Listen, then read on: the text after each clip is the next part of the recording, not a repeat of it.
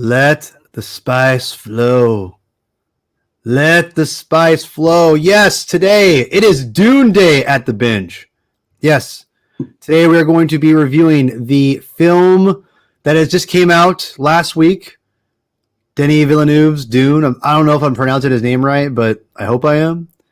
But anyway, yes, today we are reviewing the Dune film and also talking about the comic books that, to be honest, that Dune is actually a part of nowadays, and which is I couldn't say literally 6 months ago almost. Or last year, I should say. But we're also going to do some recommendations. A lot of fun stuff here today at Dune Day for the Comic Binge, and hopefully it won't be the last Dune Day, right? Right, Chris? Not the last Dune Day? Speaking of Chris, yeah. Chris, hi! What's going on? How you doing? Not much. Good. Part 2, it's coming. Yeah, so today, I picked a great day to talk about Dune because apparently they announced the sequel today, right? So, I mean, that's exciting. And I don't even know if I can call this a review. Maybe for you can call it a review, Chris. It's going to be just me gushing. So, it's going to be Dune gush, is basically what it comes down to. Yeah, I don't know. I'm not sure how it's going to go for you, but we'll talk about this in a second. So first I want to talk about our history with Dune a little bit. And I also want to before I do that, I'll get one more thing out of the way. If you're watching this, well, first of all, let me say subscribe, subscribe, like the video, please. I hate saying that stuff, but you got to do it. I got to tell you, recently, we just passed again for the second time, 500 subscribers. The What If video that Alex and I did is doing really well for me anyway. Again, it's peanuts for everybody else, but for me, I'm really appreciative. And all the new subscribers, if you're watching this video, I really appreciate it. Thank you. This is this channel is really about comic books. Every once in a while, we do reviews for films, but I always want to bring it back to comics. That's always my main passion, my main goal. And like today, we're going to talk about Dune, the movie, and it's also obviously based on a book, but again, there's comic book ties with it now, and also we'll give some recommendations of where besides the Dune comic books, but science fiction comics in general. So we'll get to that all there. We'll bring it back to comic books, but first, Chris, let me know what's your history with Dune before going into the movie. I'm just curious. Yeah. So I was somebody who I think I was more excited for the movie because of the director than I was for the movie itself. I read all 6 of the original books by Frank Herbert when I was in high school, maybe like 11th grade or something. So I remember like the broad strokes of the books in general, but it's been like 20 years roughly since I've read them, thought about them really. So it was fun to see this because I haven't seen like any of the older Dune movies or anything like that. So it was really fun to kind of approach this fresh and then be like, oh yeah, I remember that. Oh, I remember that character. Oh yeah, this is great casting. Like, all that kind of stuff. Yeah. And then my wife asked me like 1,000 questions. Like, she's like, man, this movie stole so much from Star Wars. And I'm like, all right, actually. Well, funny you should bring that up because I'm a very big George Lucas fan, obviously. As a big, giant Star Wars fan, I love George Lucas. And I'm very curious and again, maybe someone can point me to this direction.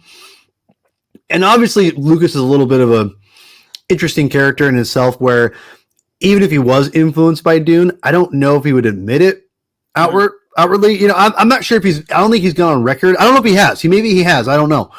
But I will say this. The one thing I will say, I don't know if he was that big of a Dune fan because, one, Lucas didn't really. I know Lucas pretty well. I've studied him. I've read a lot about him. Whatever. From my understanding, he was always more of a movie guy. I mean, obviously, but I mean, like TV, movies, big comic book guy. He grew up reading comic books and drove cars and wanted to just drive around and cruise around town. I don't see that person reading Dune, to be quite honest. I mean, it's interesting. My dad's roughly the same age as George Lucas, and my dad's, I wouldn't say he's like the biggest reader in the world or anything like that, but right. I mean, he would tell me like he was like, man, when the next Dune book was coming out, he's like, I was like there at the library like day one to get it. So I get that there's like this cultural aspect to Dune, like it's super huge back in the day, and you know, Lucas loved a lot of homage, and in that sense, I could see something like a desert planet, maybe right. Then I mean, there's a lot of similarities I think between like the Jedi and the Bene Gesserit, but a little bit, they are different enough that there's a lot you can look at it and be like, well, did Star Wars take that or did it not take that? Just a coincidence. There's other major spoiler things that I'm not going to bring up, but I people have brought that up to me these comparisons, and I don't believe that he. Me personally, I don't think he took that much from Dune, if anything. He maybe there's the planet. That's I think that would be the most obvious thing.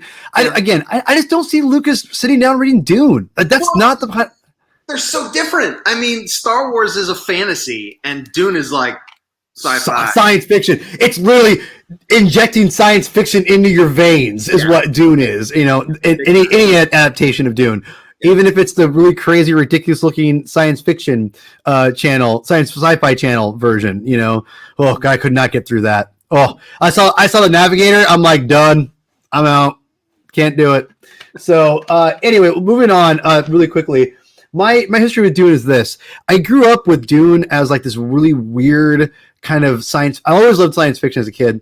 And David Lynch's Dune movie was always this really random kind of like a unicorn to me. Like one day I'll be old enough to watch Dune and understand it. Like that's what it felt like, And so I fast forward. My brother grew up reading all the books. He's a huge reader. He was anyway. And he read all the books and forgot everything that happened, obviously. But I grew up, like, I played, like, the video games. There was, like, a Dune game, like the computer game. I'm not sure. I had that. Yeah, that game was sweet, dude. I played that game a ton. And I knew the worms, obviously. And, I knew it very just kind of really peripherally for a long time. And I finally watched one of my best friends, Ryan. He's a huge reader. He loved Dune and the whole saga. We talk about it. We finally watched the Dune movie, and he's explaining all these things to me. I'm like, this is like blowing my. I have no idea what the hell's going on, but I liked it. I always liked it. And every time I'd watch the movie, I'd always be like, oh yeah, this I like this. I like this. And I finally this is why Dune's so special to me. I think honestly is my friend Ryan, who I was talked about. He was my best man in my wedding. And he's like, hey, for my honeymoon, I was going to go on a road trip with my wife. And he's like, hey, here's some like audiobooks and stuff. I got, I got you some Dune. I got some like, he gave me Stephen King's Dark Tower, and all things I wanted to watch or listen to. And I'm not an avid reader, and this is avid reader. And this is where you're going to understand my love of comic books is what I love to read. I'm not a big prose person unless it's really strictly informational stuff. Like prose is not my strong game. And it's never been my thing. I've tried, and that's why audiobooks are like my savior. They save me, So anyway, my friend, literally the day before I'm going on my honeymoon, my best friend's like, hey, I got you a bunch of books. I downloaded a bunch of stuff for you. Here you go. And I'm like, really cool. I should listen to Dune. And my wife's like, yeah, I've heard good things about that. My wife's a big reader, has heard, always heard about Dune. We listened to that on our honeymoon. As we drove around California. And I just fell in love with the story. I fell in love with the characters, the ideas. We listened to most of Dune Messiah as well. I ended up finishing it myself, and I started Children of Dune. And I had stopped. I kind of got busy. And a couple of years ago, I wanted to go through all the Dune books chronologically from the Brian J. Anderson, Brian Herbert's, his son, and Kevin J. Anderson's books. I know a lot of people are like, sacrilege! How could you? And I started with the Butlerian Jihad. I read all I audiobook them all. I listened to those, the Schools of Dune. I listened to all kinds of stuff. Some of it was hit and miss. Some I really liked. And I listened to all the house books. We'll get into that in a little bit later. I like Dune. I do want to read and listen to all the books at one point, but I end up really loving the universe of Dune. I love the messages of it. It's very different. Mm-hmm. And when Denis Villeneuve was he was tapped to direct and work on these movies, I was ecstatic. I couldn't wait. And I'm a huge fan of Blade Runner 2049. I love that movie to death. It is incredible. If you haven't seen it, go see it. I'm a giant Blade Runner fan, so I was just see, whatever. I get it. Like, here's the thing. I went into Blade Runner 2049 being like, if it just gets in the ballpark. So if let's just say to me, Blade Runner was a grand slam. If it could even get on base to be a double, I'd be like, I'm good. Like, I'm good with that. And it pretty much was a grand slam again.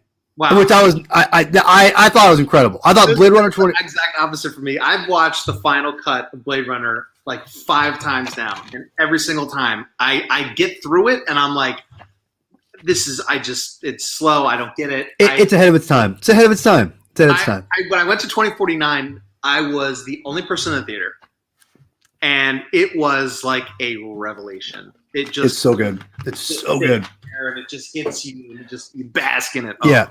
So that's a good segue for Dune here, which the minute he was put on this movie, Denis Villeneuve, I was ecstatic, and I could not wait to see Dune.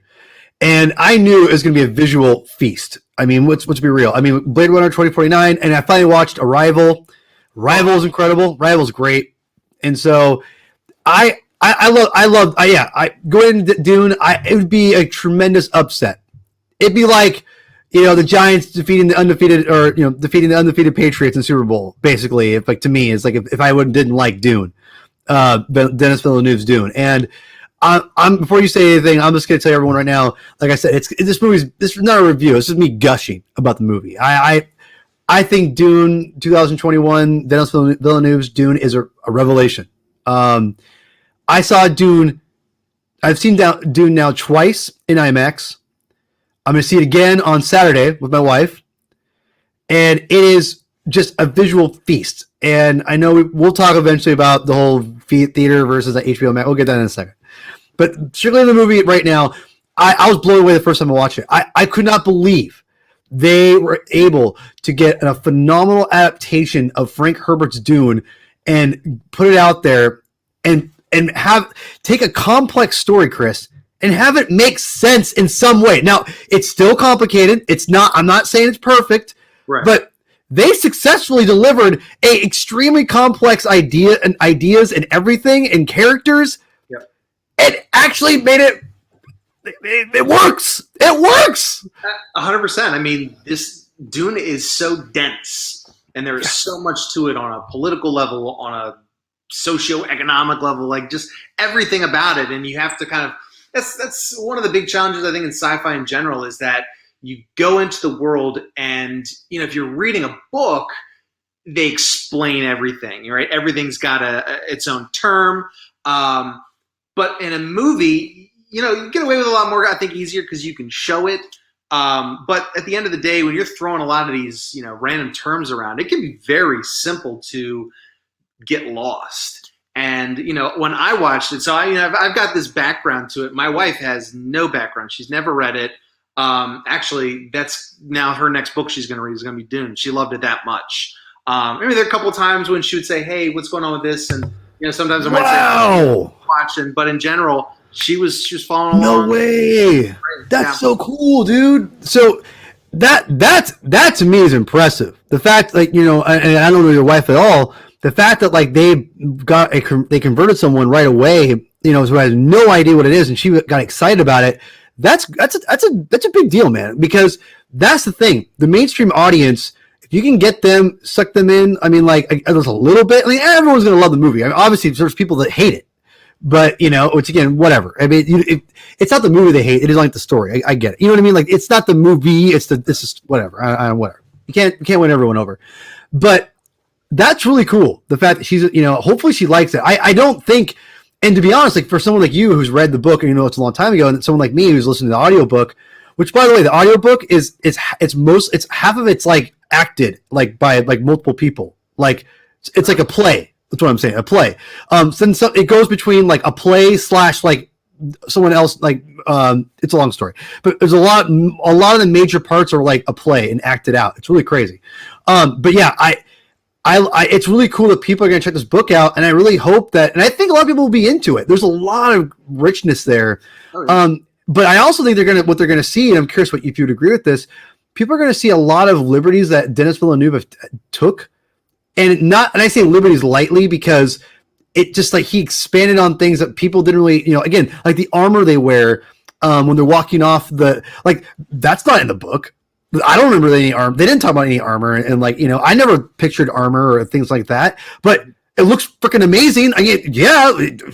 Again, like I love the liberties they did take with certain things, and again, they amped. I feel like they amped up the science fiction a little bit more than what the book actually was. The book is very, to me, like this is really stupid, but in the book they'll talk about closing the door and opening the door. It's like they don't say it's a handle, but they pretty much allude that it's like a handle. You know what I mean? So it's like it's that kind of stuff. It's like, okay, how much it really is technology in here, especially considering the past and what obviously the Butlerian Jihad and all that stuff. So anyway, it's just I'm curious what people will think and what your wife would think. So let me know obviously what she thinks. But that's really cool. She loved it, huh? That's awesome. Yeah, I loved it.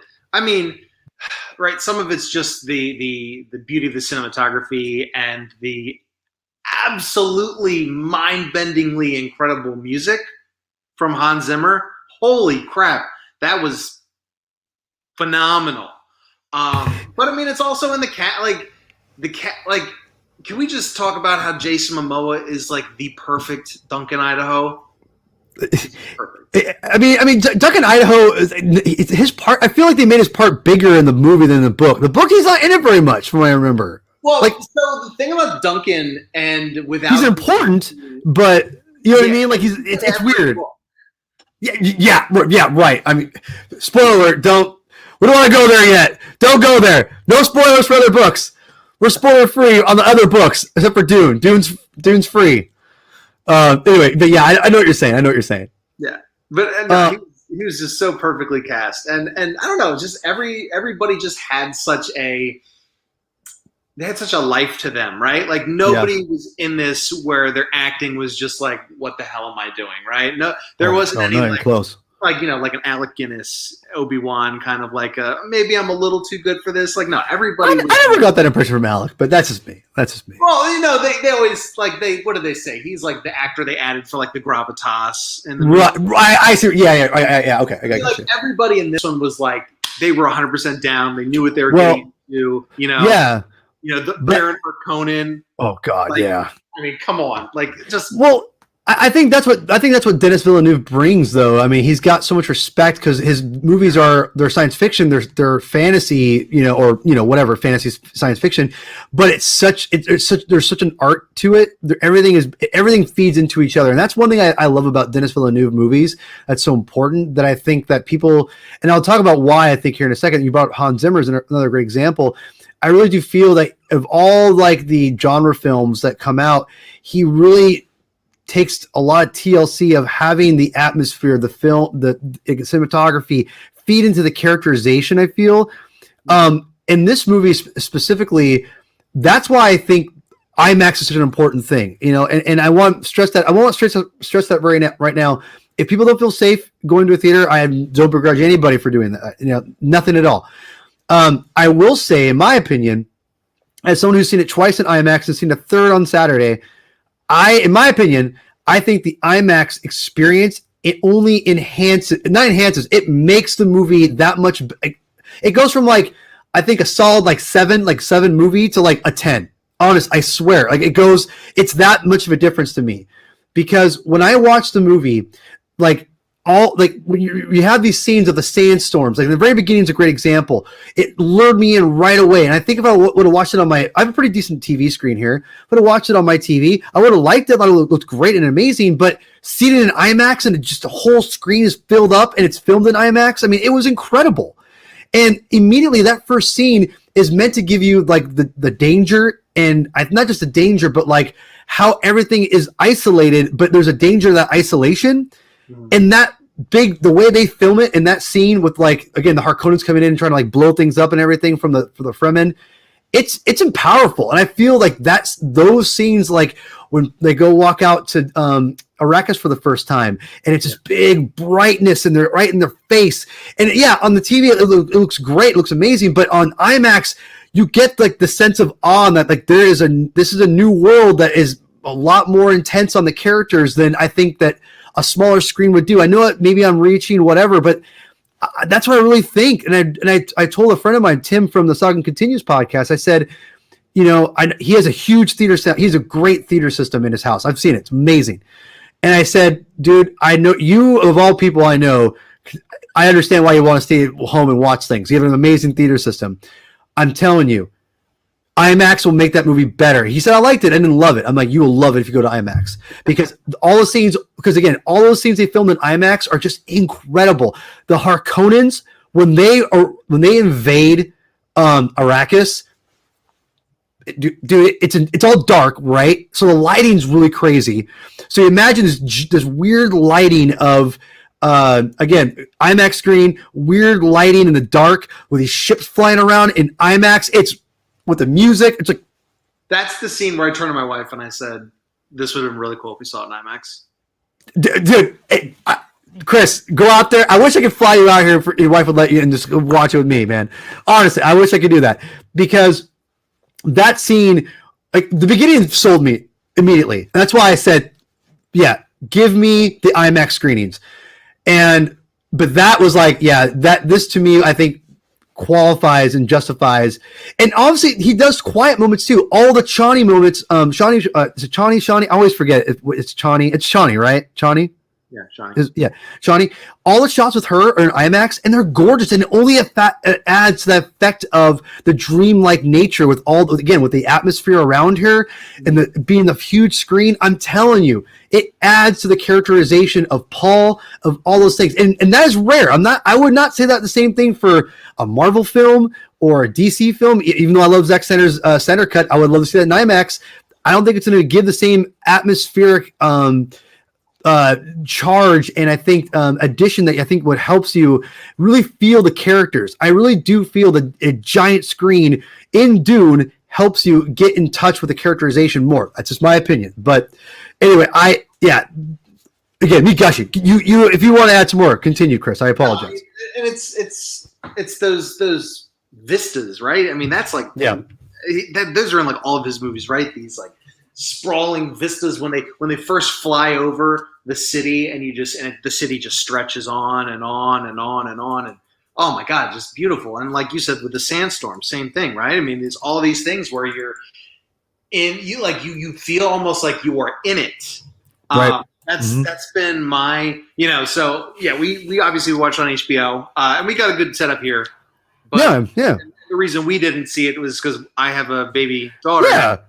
So I get it, dude. I get it. I know we world.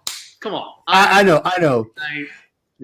So and for the record, me and Chris have gone at it, not gone at it, but we've debated and we've talked about theater's experience, and we respect each other, and I appreciate that we could differ and not get mad at each other, and I respect anyone who does not want to go to a theater. I 100% understand, and I do think things are getting better. I feel extremely comfortable, and not everyone does, especially now in Washington. It's mandated. You can't go to those places without being vaccinated or proof you're vaccinated. Oh, wow. So, yeah, so it's a big deal. So my wife was like you guys. She was like, I don't want to go. I don't know why you want to go, and she scolded me, and it's a whole thing. But, yeah, I'm getting deep. But what's fun, though, is that it was really cool, as I said, now it's all vaccinated. You have to be vaccinated to go to these things. And so she's like, okay, she felt more comfortable immediately. So yeah, I totally get it. But I will say, and what I'm very curious, because if you're going to watch it in IMAX, people, do so soon, because Eternals comes out in 2 weeks, and it's going to be, now here's what I'm very curious about, because what I've read is a lot of the money from Dune, most of it is from high-end theaters, meaning IMAX screen or sound system or whatever. Mm-hmm. So, that's where most of their money from the weekend came from, was from those specialized theaters. What I'm curious is, let's say Eternals does, again, I'm excited for Eternals. I know there's a lot of controversy already. Whatever. I'll save it when I see it. I'm curious if Eternals like this does okay if they don't put Dune right back in IMAX. Like I like old school, like you know what I mean. Like if they're like this movie's not making money, so we're gonna put Dune back in here because we're gonna sell it out. Because I'll tell you right now, when I bought tickets for Saturday morning at 11 a.m., it was over half full already. Wow. And again, maybe it's not quite half full, but it was pretty much there. I mean, it's pretty much there. It was almost pretty much half full, and I was like, damn. So anyway, I just want people to know if you want to see it in IMAX, see it this week and into before next Thursday or Friday, because after that it may be not be in IMAX for a while or whatever. I don't know. Hopefully I'm wrong. I hope it sticks around. I think it might. I could see him bring it back like around award season maybe, because now I heard it was, and good. That's a good point. Around award season, and how about this double feature, part 1 and part 2, baby, IMAX. I'll be there. I'll be there. I'll camp out. I'll do that. I'll do that in a heartbeat. One of their suits that recycles your. I do it. I do it for Dune. I do it for you. So honestly, I don't even want to call it a nitpick because I love the movie so much. But same. I mean, obviously, it's part 1 of 2. Yeah, and you have that big battle sequence, which really feels like it's the end. Climax. And then the movie does go on a little bit longer after that. Right. But then it ends, and it ends at a good point. But it all, I don't know. I wanted more, right? I think because you love the movie. That's why you wanted to keep going. I mean, right. Come on, do it. So that was like my only quibble, and I knew going into it like this is part 1. It's not going to be the full thing. It's okay, right? But I will say for a 2.5 hour runtime, it's good. It flows. Yeah. Mm-hmm. One thing I want to talk about, you brought up too, Hans Zimmer's score. I have one nitpick about the score. I don't love the voice. He goes, hey, like that whole thing. Now, for the record, I don't mind. I like it. It just goes on too long, I think, at times. Like it feels like he puts it in too much. I'm like, just dial it back like a little bit. Like, don't have it resonate so long. Like he'll have it come on at first. I'm like, yeah, cool. Then it keeps going. I'm like, okay, let's get out of here. Again, that's a nitpick. It's not my favorite. But everything else was amazing. I thought the sound was, again, another reason why I see it in IMAX, Chris, and everyone else. The sound adds to everything. Again, that sound. I talk about the art. You know how the bigness of the fullness of the IMAX screen, the loudness, all of it feeds into each other. The music I thought was really, really good. I saw someone online, a major YouTube channel, Midnight or whatever it's called. They said that is this Hans Zimmer's worst score? I was like, have you listened to Amazing Spider-Man 2? I mean, I don't know if they realized that he was part of it. Which, by the way, there is a couple parts that actually reminisce of Amazing Spider-Man 2, the score of the talking. You know the Electro's awful theme where it's like, oh yeah, yeah. There's a lot of that in his score, and it's not mixed like the voice mix of the other voices. It's like the music's like a part of it or something like that. And I'm like, so I know it's Hans Zimmer, and I'm like, no, don't bring that back. But everything else I thought was incredible. No, the sounds. And like again, the sound mix was incredible. I mean, just like all of his films, the sound mix is incredible. I loved it. I love it. Again, everything about it was amazing. There's even this, and my wife really is the one that pointed out to me. But it's something you don't really see a lot of very often. It's almost like a fusion between Middle Eastern and Asian. Kind of like crammed together. I mean, obviously, there's a lot of parallels to the Middle East with like when you get to Dune, when you get to Arrakis, but almost where they come from, there's a lot of like Japanese kind of elements to Caladan, to some of the Atreides stuff. Yeah. And then and when they get there, and you kind of see this fusion, and it really kind of flows really well. But it's just kind of this style that I'm not used to seeing in movies very often. I mean, I think I watch a lot of comic book movies, right? So a lot of things very Americanized. And then every once in a while you watch something that's a little different, and you're like, oh, I like this, right? Like, oh, Squid Game, that's cool, right? Like it's like stuff like that. So I really thought that it was a really great attention to detail on the part of the film to really kind of go outside the typical comfort zone and really kind of create a culture by kind of meshing. Yeah, that's a good point, man. Your wife's on top of it, man. She's on top of this. You married up, bro. You married up. I really did. Tell Joe, it's Joe, right? Tell Joe I said hi. She doesn't know who the hell I am, but tell her I said hi. But no, I think that one thing I loved about the designs of the whole movie is it felt it was very basic, and I see that in the most respectful, awesome way possible. It was very simplified. Everything was not that complex. And when they do add complexity, again, generally, it's mostly complex and very simplified. The ships are very complex, very simple and basic. Like the Navigator Guild ship that we'll get the Navigators in a second here. They are so simple. It's just like a circle. There's something to simplicity that I think that helps you buy into the movie, but then there's always also those complexities, like the still suits look really complex. So basically you have this juxtaposition of simplicity with this complexity, and it really adds to it. And also, I gotta say it right now, it's great is that the still suits are very much Lynch. Like I thought so from the beginning. I've always liked the Lynch still suits. They're very much Lynch. And I thought the still suits looked very sleek and interesting and different. And again, that's a little more complex. So again, when you put it to like the Atreides, like basic, like armor, like all the armor is very basic. I love that. I love the idea they went with this more basic tone. And because of that, I think, again, it's easier for people to buy in because they can understand things when it's like simplified, when it's not like, oh, it's crazy ins and outs and they see the wires jumping out of here. It's like, it takes a lot for that to really work, in my opinion. And I think they did a great job of dialing everything back and only making things more crazy when they need to. And for the most part, I thought like all the designs were so great because they were so simple in the best way possible. And it's no disrespect. I think that was purposeful. I think it's obvious they went with the more simplistic designs, and it only added to the film, and it adds to the weight of, I think, the believability, if that makes any sense. Like you could buy into that world more. Yeah, it feels almost lived in. It's a lived in world, and it makes you feel like this is definitely a possible future. Not like Star Trek, everything's like super clean. It's like, you have like someone's with the vacuum cleaner everywhere and like dusting everything every 5 seconds to make it look pristine.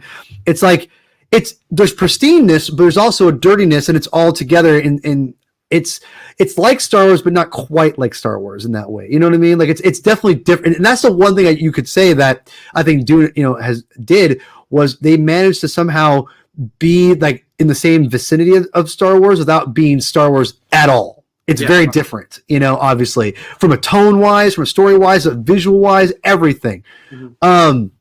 I know Andrew has been asking me about what I thought about the end of the film. I knew where they were going to end from it. I kind of read it in advance. And once I heard they were splitting it up, I kind of had an idea where it was going to go. And when I read that they're going to end with the battle of where Paul kills a Fremen to survive, basically, and I thought to myself, that's pretty fair, or a pretty good way to end it. I understand what you're saying. I think it's weird. A lot of people don't like the ending. But I think it's mostly because they love the movie. And like, I just want to keep it going. It's a weird way to end. I think to me it works only because of Chani. I always want to say Chani. So bad at pronouncing things. Everyone knows this. If you watch this channel, you know I can't pronounce anything. But Zendaya's character. I thought the buildup of her character and it ends on him meeting her for the first time is perfect. I think that to me is what makes it perfect. If you don't have that build up, like when the movie's like 2 hours and 10 minutes in, and like, okay, we got like 20 minutes left in this movie, and Zendaya's character hasn't shown up yet, you're like, all right, he's definitely going to meet her at like the end of the movie, right? Frank's not wrong. You're not wrong, Frank. That's pretty spot on, actually. That's pretty spot on. Bye, Justin. Yeah. Was Dune rated R? No. What? It was PG-13, I'm pretty sure. I too. Yeah, no, they purposely cut away from a lot of gore and things like that.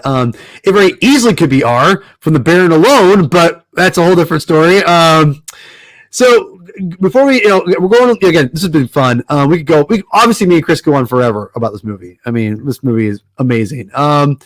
So really quickly, before we get into comic books, what last things do you want to add before we move on there? Anything you want to close with? I could go first if you like. I have one thing. Okay. All right. Let me close one last thing for me. Rebecca Ferguson. She was phenomenal as Lady Jessica. She was phenomenal. I liked Lady Jessica. For what I don't know what I'm attracted to Lady Jessica's. I don't know. I like the last Lady Jessica too from Lynch's movie. I thought she was really really cute, beautiful woman. And maybe I'm approaching 40, and Rebecca Ferguson's probably in her mid maybe early 40s, maybe my age. I thought she's gorgeous. I had a huge crush on her. I still do. She's just Rebecca. If you're watching, you're beautiful. No, but no, she's but besides her looking phenomenally beautiful, I thought she did a phenomenal job as Lady Jessica. I thought she portrayed the very powerful. She's a very powerful character. I think emotionally, and I think obviously from a power standpoint, she embodied all the things of Jessica that I think that it's so hard to get on film as a performance, because you have to be vulnerable, you have to be strong, you have to be sad and depressed. I mean, it's the range of Jessica in this movie, in this book alone, is all over the place, and you couldn't have picked a better actress for it. She just and again, the costume designs for her, dude. Her outfit when she walks out in Dune, for the first time in the ceremony, whatever, when they first walk out on Arrakis, I was like, this looks incredible. And I loved her performance. She's great. I thought to me she was the unsung hero of the movie. I mean, I'm sure a lot of people have said she's great. I think she get a nomination. I thought she was phenomenal as Lady Jessica, and when she did the voice on those guys, it freaked me out.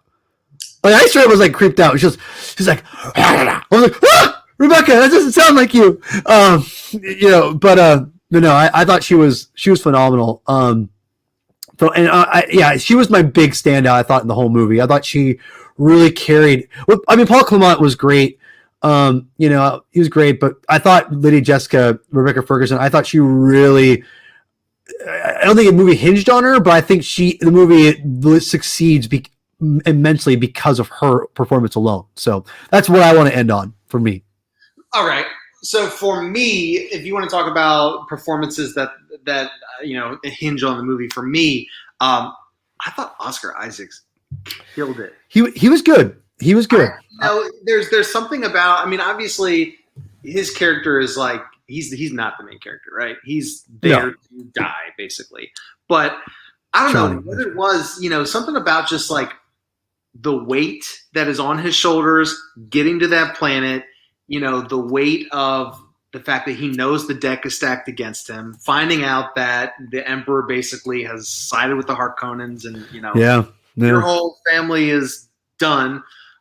There was so much weight when they tried to kill Paul, and he just yells, "They tried to kill my son." That's great. That was great. That was phenomenal. I agree. Emotion, and I mean, again, easily, I've seen Oscar Isaac play roles that he clearly did not give two craps about. He was in this 110%. Yeah. Oscar Isaac. I went on Twitter the other day saying that me and Oscar Isaac would, if we were in the same room, we'd be hella buddies because we both we both know the same music. But from back in the day, he went to Cornerstone. If you know what Cornerstone is from back in the early or late 90s. You a G. Anyway, so moving on, really quick, we love the movie. I think I can't wait for part 2. And Chris, if you can sneak away when no one, go in a corner if you can in IMAX, just gotta see it in IMAX, man. It's amazing. And but I will say this: when Dune 2 part 2 does come out, I think you'll get your chance. I think or award season, I think you'll get your chance to watch it in IMAX. I don't see why they wouldn't do a double feature of that. That to me seems like a win. in my opinion, especially considering how successful it's been and how I think IMAX has driven the sales of that movie alone. Essentially, I mean, I'm going 3 times now. I may even go 4th. Who knows? I don't know. I'm crazy. Comic books. Okay. Obviously, we're the comic binge. Obviously, we're going to go over 45 minutes, by the way. I want you to know that. Like, you knew that was going to happen, but I tried. Tried for you. Comic books. Okay. What kind of history does Dune have with comic books? Not much. I'll say that. But in the last couple years, Dune and comic books have become more and more aligned than they ever have before. Before, you had the comic book adaptation of David Lynch's Dune by Bill Sienkiewicz, which is goes for a ridiculous amount of money online, it seems like nowadays. Bill Sienkiewicz's art is chef's kiss. I love it. He's amazing. I don't have those issues, whatever. But what's crazy is obviously the Herbert estate, Brian Herbert, his son, and Kevin J. Anderson have wrote a crap load of books expanding the universe. And, it was one of those things where comic books, right when the movie was being kind of like started, a year before the movie was coming out and they're sort of ramping things up a little bit, all these comic books got announced.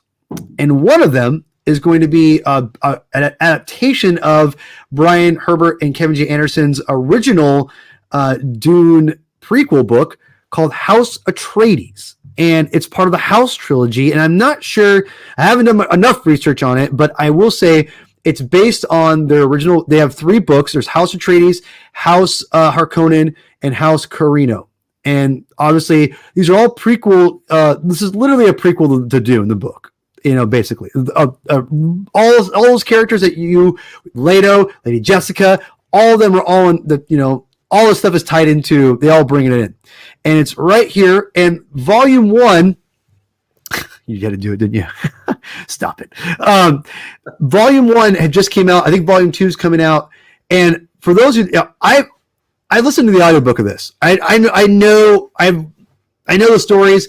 I didn't bother reading the comic book until literally a couple of days before, and I decided to do this video because I should just tell you that my liking of the book wasn't necessarily great. I'll say that. But I will say that reading this comic book has been actually it's made me like it a little bit more. I will say, honestly. These covers alone by Jay Lee are incredible.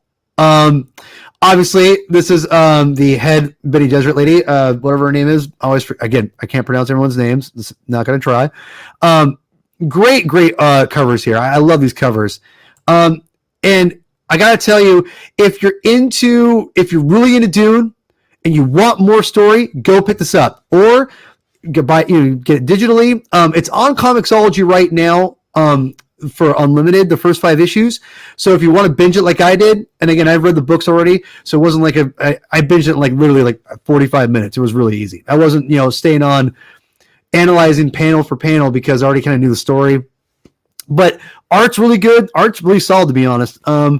I gotta tell you, it's if you're really into Dune, you need a Dune fix. You don't want to read a book, but I don't blame you because I don't like reading books, to be honest.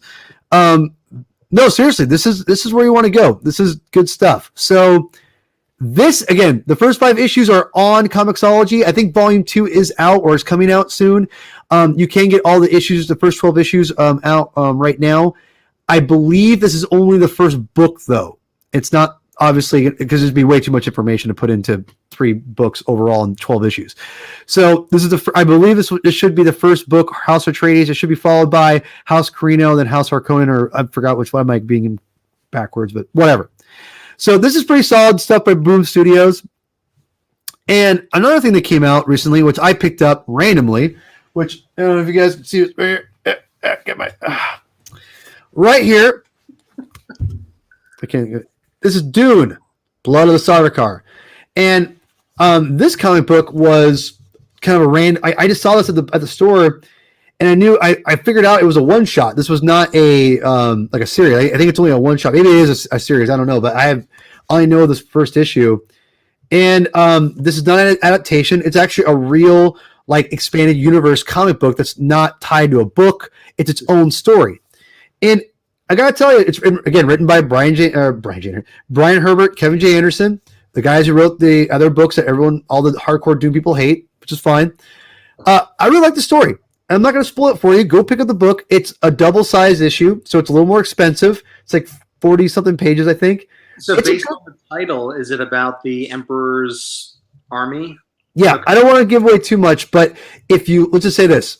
If you like the movie a lot and you need your Dune fix, I recommend picking this up. If you love the movie, pick this up because you're going to get a little more deeper into the Sardaukar and a little bit of that era of where you want to go, basically, in the Leto era, I'll say. So if you love the movie, I would definitely recommend picking this up. This is again a little more expensive than our normal comic book. I think it was $7.99, but this is what you want to look for. This is the best cover, by the way. I love this cover. I think this is not the main cover though, from what I understand. So definitely recommend this comic book. I hope there's more stuff like this. I really like this, and I don't know. I haven't done all my research to as far as like if there's more stuff like this coming out. But if there is, there better be. This one's really interesting, man. I'm really curious what you. Yes, I agree. Oh, Frank, you, my friend, just gave me the perfect. You just gave me a softball, and I'm about to hit this thing out of the park right now. Exactly, I'm going to swoosh it. Thank you. I don't even know who you are, but I appreciate you already. Yeah. Oh, okay. Hold on. You're wrong, Andrew. You're wrong. Mostly, I'll tell you why you're wrong in a second, Andrew. Which Andrew, I appreciate you like crazy. You're awesome. Again, Andrew's awesome. Andrew sent me gifts for Rise of Skywalker when it came out. I really appreciate it, Andrew. You're awesome. I'll have you on the show sometime soon, man. You're awesome. Anyway, so last year I was really excited because they announced that they were going to put Dune into a graphic novel, and I kind of was like, cool, this is really fun. And this is what they got. Okay, I figured that it probably wasn't the whole story. And then I read, okay. I did a little bit of research. Like, okay, there's another part. Okay, whatever. And guys, I don't have this blown up on a. I didn't take pages. I didn't steal pages. I didn't buy it digitally. But I got to tell you right now, the art and the layouts for these are all basic. Like they're all basic panels. There's nothing like crazy or artsy about this. It's straight ahead, like 9-panel grids. Not like Watchmen per se, but like very traditional classic comic storytelling. Yeah, like for instance, this is a great example. Like stuff like this, right? Wow. Yeah, so it's not going too crazy, which I really like. But look at this stuff, man. This art is incredible.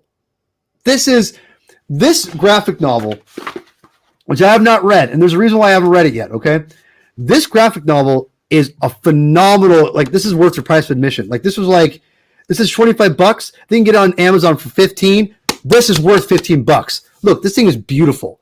Now. This is why it's worth $15, okay? Yeah. Well, sorry, Chris, you want to say something? I'm sorry. No, I was saying it looks massive. It looks dude. It's beautiful. The art is just chef's kiss, dude. It's so good.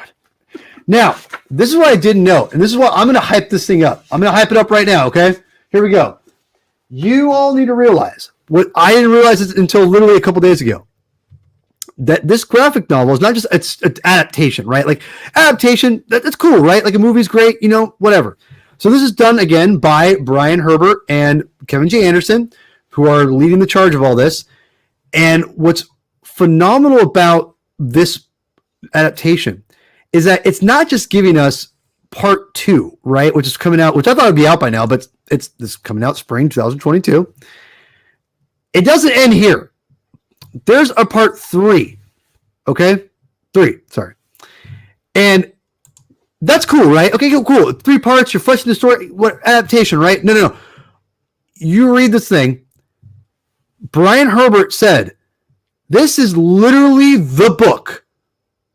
Taking everything in the book and putting it into the comic book. There's no, besides things of like, he opened the door, that kind of dialogue, all dialogue, Frank Herbert. Everything. Frank Herbert. Everything. So how it's paced, everything. Page for page, from what, or, taking all that out. All they did is they're taking the visual cues of everything that Brian did, or whatever his name is, Herbert, original OG Herbert, Frank Herbert, yeah, Frank Herbert, Frank Bryan, whatever. Taking all his original dialogue. I know, I'm out of control. I know. All his original dialogue, everything is going to be pure graphic novels. 3 graphic novels adapting the one Dune book. And again, obviously they're going to be doing their own designs and things like that, but everything from the book is going to be in the graphic novel. So it's literally a comic book version of the novel. That's pretty cool. Choice. That's pretty awesome. And judging from how beautiful this thing is and how the art looks incredible, I'm not reading this until it's been all completed, and I can read the whole thing because I love the Dune story, and the fact that they're actually giving me a legit adaptation of this, like where it's literally the book. It's the book in pictures and all those captions. And think about this too. There's a lot of inner monologues, right? That's why David Lynch did the whole inner monologue idea in the movie. A lot of inner monologue stuff, and that's all the narration stuff is huge in books, obviously, in prose, but in comic books, it's essential too, right? It's so it really, just a little bit I looked at it, I'm like, it already feels perfect, tailor made for comic books. So thought bubbles. What? Does it have thought bubbles? Let me see. I don't think so. I think it's all captions. I know. I wish it should. Man, it kills me they got rid of them. Captions are cool, but they're not. I mean, thought bubbles are OGs, Oh, yeah. So everyone, if you're curious about the comic books, be excited, man. Seriously, straight up, it's gonna be so much fun having a legit adaptation of Herbert's freaking Dune novel in comic book form. 3 giant graphic novels. It's a straight out. How cool is that, Chris? How cool is that? They should do that with more books. No, I'm serious. Like, think about one book, random tangent. Jurassic Park. A straight. Why not? Why not? Maybe it's too slow in the beginning. I don't know. I don't know. But this is the book you want to pick up. It's worth it. I think it's great. It's awesome. So So the comic book world of Dune has grown literally in the last 2 years, and it's just gonna get. I think it's gonna get bigger, and I think with the movie, it's only gonna get bigger. I really do. So lots of exciting stuff for Dune comic books. I'm gonna see some comments here, and then we'll go to some. Chris has some recommendations for us, which I'm really excited to talk about. So the recommendations that Chris will be doing will be science fiction based. So if you love Dune and you're really in a sci-fi kick and you read all those comics I gave you and you want more science fiction and you don't want to read books like me because I hate books, I know. Yeah, I know. Andrew, I'm just telling you. I was like you. I thought part 2 was it. There's a part 3. I was like, what? That's pretty nuts, dude. Pretty nuts. And yeah, I agree. I agree with that. The one thing I will say about the reason why he's doing 3 books is because it's broken. The book is broken up in 3 parts. I forgot that it was, but that's why they're doing it. So it actually fits perfectly, and they really give every book, every third part, whatever, every part of that story, a real definitive, kind of attention, if that makes any sense. So nothing feels. You can kind of really chop it up really easily, which is really nice. I love the inner monologues of Lynch's version. Frank, just don't read the internet. Whatever you do, stay away from spoilers. Because I don't even know if Chris knows what happens. I found out. I was like, damn it, I didn't want to know this. I remember Chapter House ends on like a cliffhanger, and I don't even remember what the cliffhanger. Well, and then Brian and Kevin J. Anderson they finish it. It's a whole thing. It's a galaxy spanning story. You could always expand. You could, but like I said, just be wary. Be wary of spoilers. I'm just saying that. Not for anything. To Frank's point, the books get so out of control, wild, and out there that I almost think that some of it is nigh unfilmable. God Emperor is unfilmable in my opinion. Yes. I haven't read it, but I know it's probably unfilmable. But I think I said before the show, I said, Chris, what they could do is they could take the book, and from when I know of the book, I haven't read it, but when I understand of it, they could re-emphasize certain characters to make it be a more of a narrative, a better, but a different narrative to make it more mainstream. But I mean, at that point, are you really going to? What's the point of doing a God Emperor Dune movie? To be quite honest, I mean, I don't see it. But I mean, maybe. I mean, for what I understand, again, this goes for you too, Chris. Stay away from spoilers. Don't read. Don't find out what happens with the Brian Herbert and Kevin J. Anderson books afterwards. Just don't. Do yourself a favor. Just stop. Don't read anything on the internet. Just find out. Read the books yourselves. Get off Wikipedia. Yeah. Get out, don't read. Don't watch explain videos. I mean, a little bit it's fine, but don't. Actually, how about this? Watch everyone but Comics Explained. Anyway, continue. Give us some recommendations. So my recommendations, the first, it's so funny because you had mentioned this too in the pre-show, but the first book that came to mind for me, if you're, looking for a good science fiction story, East of West. And it's right there. It's, I don't have the other ones. It's not sci-fi in that it takes place on another planet. It takes place in alternate Earth. It's kind of like a Western, really. So, but there are elements of Dune that, if you enjoy Dune, I think you would like this story. Not the least of which is, I agree. There's a lot of desert and there's a lot of sand, and obviously that's very much like Arrakis. But the story is about finding hope in a hopeless time. It's about how rivalries and petty animosities keep people divided when they need to come together. So there are a lot of those aspects of Dune about what makes people and their struggles that I think really translates well. You could take that interest and you could carry it over to East of West, and you'd have a blast. It's one of my favorite comics I've read in recent years, for sure. I have the whole series in both physical and digital form. I've liked the first arc. I think Jonathan Hickman's an excellent writer. He's phenomenal. Andrew loves. I know him personally enough to know he loves. Yeah, he does. Yeah, and that's the first book I want to recommend too. I'm sorry I didn't grab. We don't have the other pictures for his other recommendations he'll give out, but East of West I think is probably, in my opinion, the first go-to. I would say. Would you agree? It sounds like that. If you love Dune, you want to get back, you want to read some comic books that are like Dune or just in science fiction. East of West is probably I would say up like the top, in my opinion, as far as more science fiction narrative. In my opinion. Yeah, I 100% agree. Awesome. What are the other ones you have to recommend today, my friend? Yeah, so another one, and I think this is probably a super obvious one, Saga. I didn't even think about it. I don't know what made me. I totally just biffed that one. I'm an idiot. It's on the nose, but yeah. It is very on the nose, and it's very Star Warsy too. But I totally forgot it. It's okay. It's coming back, right? Once it's back in the mainstream. Yeah, that's true. Right. And I would say Saga is definitely. I recommend Saga. It's different. In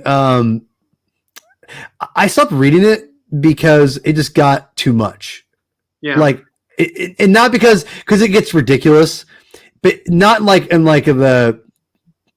the situations got ridiculous more than the actual worlds and the stuff that he was doing that are ridiculous in the comic book. If that makes any sense, yeah. The narratives were getting kind of. I was like, okay, this is getting too over the top. Like the situations they were getting themselves in, like when his girlfriend's in like a virtual reality TV thing, and like I was like, are you seriously? Like this is not cool.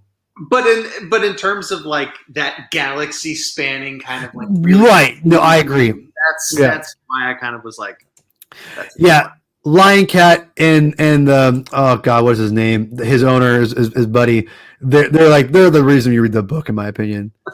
I love Lion Cat. He's so amazing. Yeah, Lion Cat is on our fridge. We've got a magnet of Lion Cat. I love, and I will.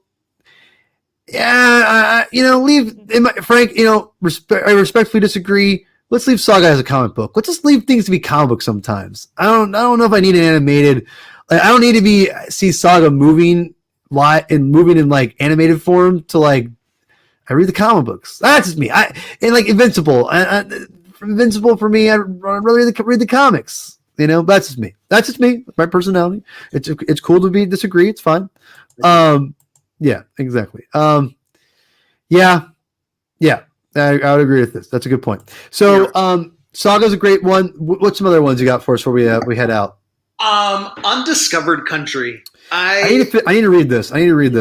So it's a near future. Basically, the United States shuts itself off from the world, and then this global pandemic hits, and it looks like the world's going to die. And the world governments kind of get this message from the United States saying, "Hey, we're going to invite you to come into our border, and you can find your cure." So this group of like 8 different people from different backgrounds, they all travel together, and immediately just absolute insanity ensues. And it's a lot more kind of like Flash Gordon-esque, and maybe a little bit of Rocketeer in there as well, but kind of similar to East of West. It's got that, at least the first arc takes place in the West, so it's got that kind of desert feel to it. It's got a real good sci-fi kick to it, and the way that the characters play with each other, play against each other, and I really don't want to spoil really anything about it. Don't spoil anything. But I will say the villain is top notch. He's, if you enjoy the Harkonnens, you'd enjoy the villain. I do enjoy the Harkonnens. I do. Discover a Country as well. I read the first. I had the first issue, and I read the first issue. I got the whole series, or the first volume digitally.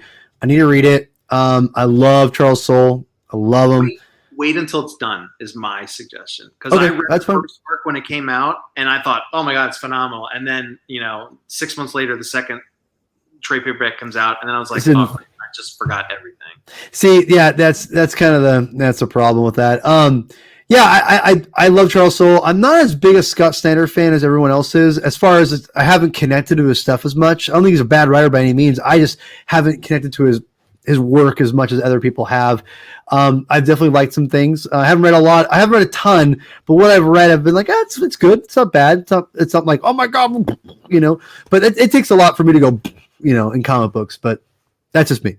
But I do love Charles Soule a lot. I think Charles Soule has done amazing work in Star Wars, and it's criminal to me that they haven't given him some kind of like TV project, or give him an episode of freaking Mandalorian or Book of Boba Fett to write. Like seriously, dude deserves it. Dude has written some of the best. What's that? I could see him being in the writer's room for Acolyte. And yeah, right. And he should be. And what's crazy is, if Chris Yost, no respect to Chris Yost, he's done a lot of TV work out there. But if Chris Yost can write a Mandalorian episode with oh my gosh, the director's name, guy who directed the phenomenal second to last episode with where they go and they break into prison, or not prison, yeah, that episode, the prison episode, and when he goes into the Imperial, oh my gosh, the guy who directed Dope, oh my god, what's his name? He's got a really crazy name, I can never pronounce it. Season 2? He's in season, yeah, he directed season 2, and he directed an episode of season 1. He directed season 2 of the episode where they dress in like the armor, or the stormtroopers, whatever, and like they have to sit down and like, Rick Fumiyama. Yeah, I couldn't remember his name. If Chris Yost and him can write an episode together, why doesn't Rick Fumiyama and Charles Soule get together? That to me, you're printing money at that point, in my opinion. I think Rick Fumiyama has directed some phenomenal Star Wars stuff, and Charles Soule has done some phenomenal Star Wars writing. Get those two together, you're gonna make a Star Wars, whatever it is, incredible. So anyway, I think you have one more recommendation, or you have 2 more? I had one more, but I feel like I've been like saying all these. Do you want to give the last one? No, you gave me. You do yours. Do yours. I have something to say about this one though. But go ahead. Right. You go first. So, 7 to Eternity. Yes. Do you want to say? I don't remember how. I don't remember how much it was in it. Not my favorite. I will say that. Yeah, I think that's a great example of a writer, and I like Rick Remender. I think he's a solid writer, but there's just too much going on in that story. I read it. I'm like, what is going on? It's. I mean, maybe I need to reread it. That's very sometimes Dune-esque. No, I wouldn't see. I disagree with that. I don't think there's that. I mean, maybe to an extent, but I feel like it's way too much going on in Seven to Eternity at times. I'm like reading this. I'm like, I have no idea what's going on. Or there's so much going on. I forget. Like, there's like 8 characters in it. Yeah. In like half a comic, there's like 8 characters I'm supposed to keep track of. I'm like, I don't know all these people. I don't care about. Give me some characters I want to care about. Well, it was also, I think, very clearly an allegory for the 2016 election. I don't. Yeah, I mean, it also feels like it's an allegory for him trying to get a Netflix deal or something like that too. I mean, let's be real. It's like, all right, hey guys, I can write a really good Star Wars story or fantasy. Here you go, Seven to Eternity. How much? Power that truck up. Give me some money. You know, I mean, I long for the day where creators aren't creating comic book stories for like Netflix deals. You know, I mean, Mark Millar, I have a little more respect for because he partnered with them, and it's like that's what he does, and he's like, yeah, I'm making comics, and like, you know, they want, you know, it's cool. I'm putting my books out through Netflix, and you know, it feels a little more like, you know, he's put out his own stuff for a long time anyway. He's been like, I respect the hell out of Mark Millar. I don't love all his stuff, but I love him. So, but it just feels like everyone's trying to make a Netflix deal or Amazon deal, and it's like, why don't you just make a comic book that kicks ass and not worry about if it gets a Netflix deal or not? I mean, I know you want to feed, like, want to, like, you know, put your kid through college and, you know, pay your bills and stuff like that, but like, you know, when your art is when you're dependent on your art, you really gotta, like, you know, in my opinion, it's hard to, I don't know. I don't want to judge people, but it's just hard. It just feels that money, man. forced. I get it. It just feels forced, is what I'm saying. It just feels forced a lot of times. And I feel like Seven to Eternity definitely feels like, let's sell this to a movie studio or something. That's what it feels like. You're not wrong. And there's something kind of annoying. Like, I remember reading Chrononauts, and I loved Chrononauts. And then, like, as soon as it came out, it was like, oh, it's going to be a TV show. I'm like, okay. And then same with Jupiter's Legacy, right? Jupiter's Legacy. I'm like, oh, that was great. That's good. And then like, oh, it's going to be a show. And you're like, all right, well, I really like the comic, and they could really do a lot of good stuff with it. And then the show comes out, and it's a bastardized version of the comic. And then it's so bad that they don't even continue the story. And you're like, oh, man. And now it's like the same thing with Magic Order. Like, I loved the first volume of Magic Order, you know, and like as soon as I bought the trade paperback, it says on it, like, coming soon to Netflix. I'm like, great. I don't know if this is going to be any good. Frank, thank you for the recommendation. I'll check that out. I've heard All Robots from AWA. AWA has some interesting titles. There's some interesting titles there. I read Erratic. This is not kind of an off subject, but Erratic is really good superhero stuff. I did a little video about it. You guys can watch it. I don't do those videos anymore, but I will return one day when I have more time in my life to edit and devote myself to those things. Yeah, you know that. Thank you, Andrew. That's a good point. And you know what? Andrew, Tokyo Ghost, I believe, is what also Rick Remender did, and I've heard great things about. Sean Murphy's art is incredible. I mean, that alone is what I want to read that book for. But I think you told me that I should check that out. I need to pick it up. I meant to put that on my Christmas list. Damn it, forgot to give it to my wife. I'll have to go buy it and just make sure he doesn't get mad at me.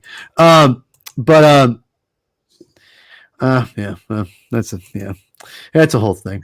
But, you know, listen, this has been fun, Chris. That's the thing. I love doing movie reviews, but I always want to bring it back to comics because I love comic books. Love them a lot. Sure. Yeah, it's comic binge. We got to binge it. So we've given you a lot to binge, to be honest. And we'll, you know, and some of those things we talked about, we'll binge. You know, we might read Seven to Eternity. We might read it. We might have a real interesting conversation about it. We might read Undiscovered Country. Those things, you know, and you'll see it in the playlist for sci-fi comic books and things like that. So there's more in the works here. I mean, this is the early stages of the comic binge. We're developing. We're evolving as we go. But it's been a fun, man. I've had a fun time. Chris, where can people find you? Where can people like do things and and say, hey, where's Chris at? Where's he live? Right there. I'm at Val0 on Twitter. I can. And,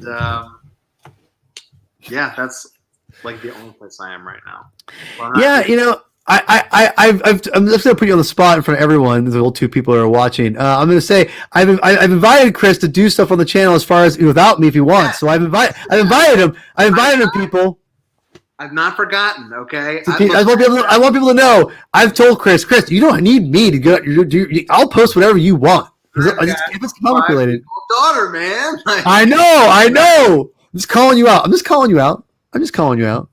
how I do it. That's how I do it. Oh, stop it, Andrew. Too nice.